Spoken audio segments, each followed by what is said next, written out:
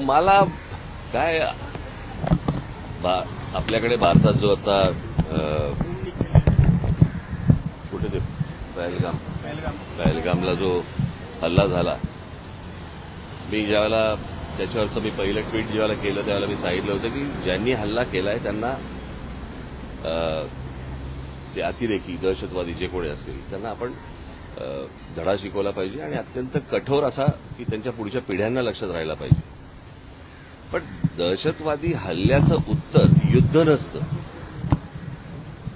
कळलं का? युद्ध हे काय उत्तर नाही. आता अमेरिकेमध्ये 2 ट्विन टावर्स पाडले, पेंटागॉनवरती त्यांनी हल्ला केला म्हणून त्यांनी जरा जाऊन युद्ध नाही केलं, त्यांनी ते अतिरेकी ठार मारले. हे तुम्ही दुसऱ्या देशामध्ये युद्ध परिस्थिती आणायची आणि आता ते काय मॉक ड्रिल करायचं आणि मग ते सायरन वाजवणार वगैरे वगैरे. मुळात ही गोष्ट का घडली हे पण आपण लक्षात घेण्यासारखं आहे. मला असं वाटतं की थोडंसं अंतर्मुख होऊन आपण आपला विचार करणं खूप गरजेचं आहे. पाकिस्तानला काय अगोदरच बर्बाद झालेला देश आहे तो, त्याला काय बर्बाद करणार तुम्ही? आणि प्रश्न असा आहे की ज्या अतिरेक्यांनी हल्ला केला त्या अतिरेकी अजून तुम्हाला हातात सापडलेले नाहीयेत.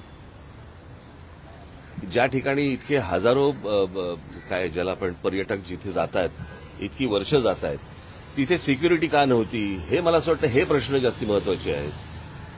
आपल्या देशामध्ये कोम्बिंग ऑपरेशन करून ह्यांना हुडकून काढणं हे जास्ती गरजेचं आहे. हे एअर स्ट्राईक करून लोकांना काहीतरी वेगळ्या ठिकाणी भरकटवून आणि असं हे काही युद्ध हे काय त्याचा पर्याय नाही होऊ शकत किंवा त्याचं उत्तर नाही होऊ शकत. आणि दुसरी गोष्ट म्हणजे आता कसं झालं की ह्या सगळ्या याच्यामध्ये कसं आहे, सरकारच्या चुका ह्या तुम्हाला दाखवल्याच पाहिजे. आज ज्या वेळेला हा प्रकार झाला, तो प्रकार झाल्यानंतर ज्या वेळेला पंतप्रधान त्यावेळेला सौदी अरेबियामध्ये होते, अर्धवट दौरा सोडला त्यांनी. तो दौरा सोडून ते बिहारला कॅम्पेनला गेले, कळलं का? बिहारला कॅम्पेनला गेले. मला असं वाटतं ते गोष्ट करायची गरज नव्हती. त्याच्यानंतर ते केरळमध्ये जाऊन तिकडे अदानीचं पोर्टचं उद्घाटन केलं.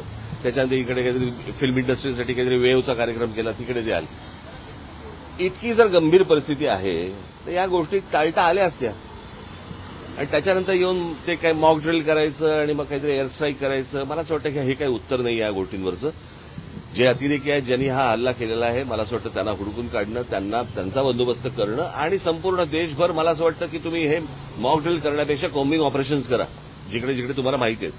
आज आपल्या देशामधला पोलीस दल आणि या सगळ्या लोकांना, खास करून मुंबई महाराष्ट्रामधल्या पोलीस दलाचं तर मी त्यांची प्रशंसाच करेन की त्यांना सगळ्या गोष्टी माहिती आहेत, कुठे कोणत्या गोष्टी चालू आहेत आणि कुठे काय चालू आहे ते, कळलं का? आज आपल्या देशातले प्रश्न संपत नाहीयेत आणि आपण काहीतरी युद्धाला आपण काहीतरी सामोरं जातोय. मला असं वाटतं ही काही योग्य गोष्ट नाही. आज नाक्यावरती ड्रग्ज मिळत आहेत, हे ड्रग्ज येत आहेत कुठून, काय येत आहेत, मला असं वाटतं या गोष्टींच्या खोलात तुम्ही जाणं गरजेचं आहे. लहान लहान पोरं आता ड्रग्ज यायला लागली, शाळा कॉलेजमधली पोरं, ह्यांच्यापर्यंत ड्रग पोहोचतोय कसा, हे प्रश्न आता सगळ्यात महत्वाचे आहेत. युद्ध हे काही आता ह्याचं उत्तर नाहीये. एअर स्ट्राईकला ऑपरेशन सिंदूर असं नाव दिलेलं आहे. ते प्रश्न परत मी तेच सांगतो ना, हे काही नावं बिवं देऊन ह्याने काही भावनाचा काही विषय येत नाही. प्रश्न असा आहे की तुम्ही नक्की काय पाऊल उचलताय आणि इतके दिवस जे काही कार्यक्रम जे झाले ह्या कार्यक्रमांची काय आवश्यकता नव्हती. ठीक आहे.